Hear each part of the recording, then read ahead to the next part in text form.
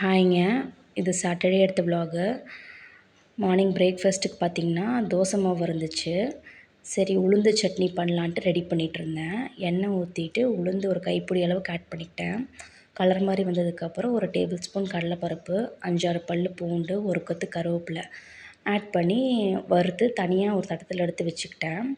அதுக்கப்புறம் அதே எண்ணெயில் 2 வரமிளகா, ஒரு பெரிய சைஸ் பெரிய வெங்காயம் நல்லா எண்ணெயில் வதங்கி வரணும்.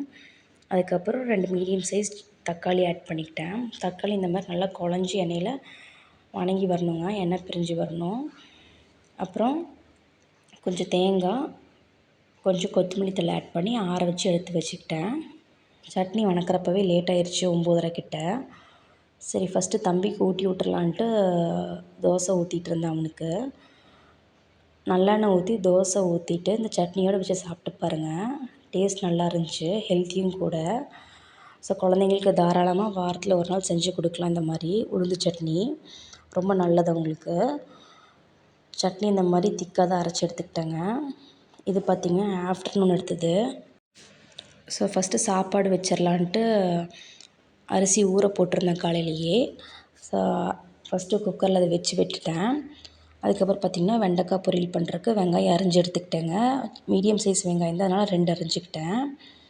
வெண்டைக்காய் காலையில் ஹஸ்பண்ட் க்ளீன் பண்ணி வச்சுட்டாங்க, கட் பண்ணி.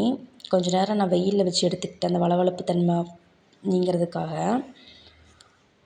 தாளிக்கிறதுக்கு பார்த்திங்கன்னா கடுகு, கடலைப்பருப்பு போட்டு தாளிச்சிட்டு அப்புறம் வெங்காயம், கருவேப்பிலை போட்டு வதக்கி எடுத்துக்கிட்டேங்க.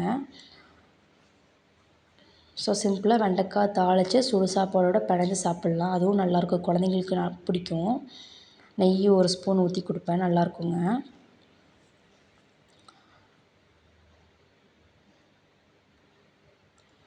இப்போ உப்பு ஆட் பண்ணிவிட்டு வெண்டைக்காய் ஆட் பண்ணி நல்லா எண்ணெயில் வதக்கி விட்டுக்கிறேன். ஒரு 10 நிமிஷத்துக்கிட்ட வதக்கினதுக்கப்புறம்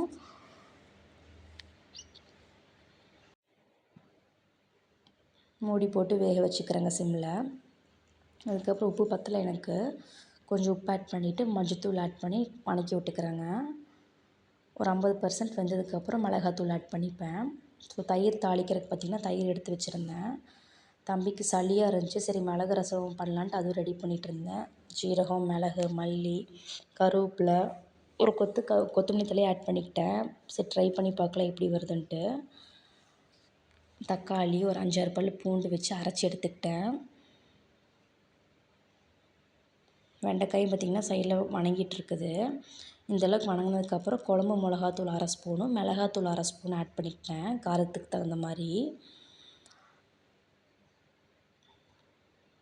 நம்ம வெண்டைக்காய் இன்னும் வதங்கணும்னா ஓப்பன்லேயே வச்சு நல்லா வதக்கி விட்டோம்னா இன்னும் நல்லா ரோஸ்ட் ஆகி வருங்க, கிறிஸ்பியாக சூப்பராக இருக்கும்.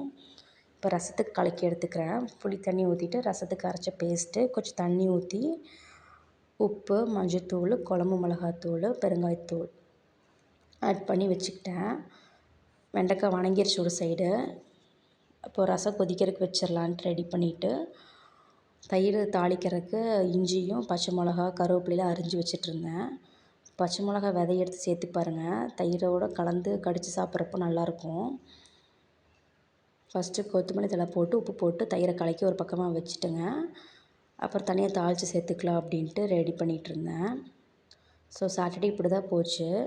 மண்டே டு ஃப்ரைடே பார்த்திங்கன்னா கண்டிப்பாக குழம்போ இல்லை பொரியலோ ஏதாவது தாளித்த சாப்பாடு சாப்பிடுவோம். ரசம், தயிர் அதிகமாக எடுத்துக்க மாட்டோம். அதனால் சாட்டர்டே இந்த மாதிரி நான் பிளான் பண்ணியிருந்தேன். ஸோ தயிர் தாளிக்கிறதுக்கு பார்த்திங்கன்னா கொஞ்சம் பெருங்காயத்தூள் ஆட் பண்ணிக்கணும், நல்லா இருந்துச்சுங்க. எனக்கு தயிர் இந்த மாதிரி தாளித்து சாப்பிட்றது ஃபஸ்ட் டைம் இன்றைக்கி. ஸோ ட்ரை பண்ணி பாருங்கள், சூப்பராக இருந்துச்சு. ஸோ எங்களோடய சாட்டர்டே இப்படி தான் போச்சு.